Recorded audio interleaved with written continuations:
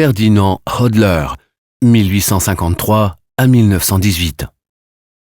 La nuit, 1889-90.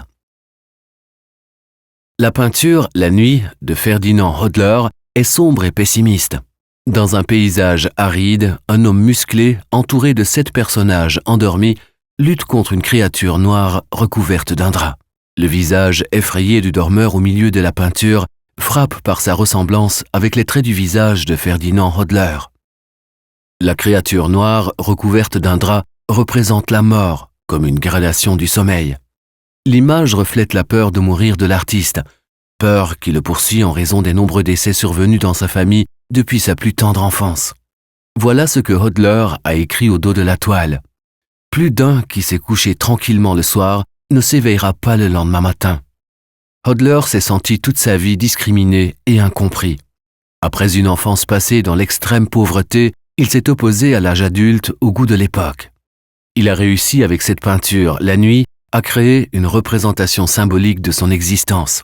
En tant qu'artiste engagé, il n'a pas été reconnu par ses contemporains endormis autour de lui.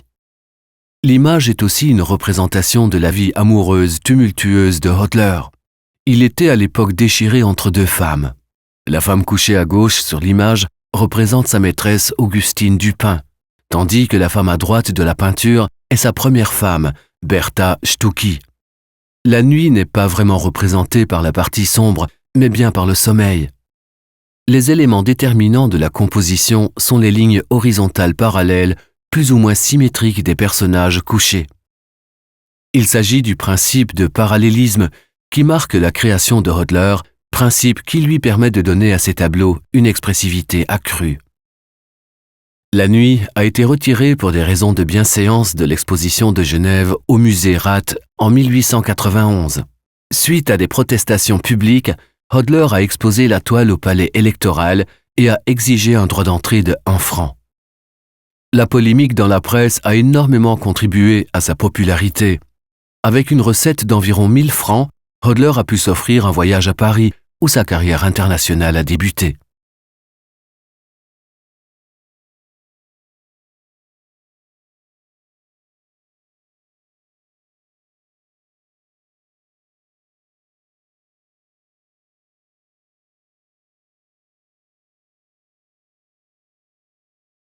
Visitez le musée des Beaux-Arts de Berne et voyez les œuvres originales. Et téléchargez l'application gratuite Museum Bern dans le App Store.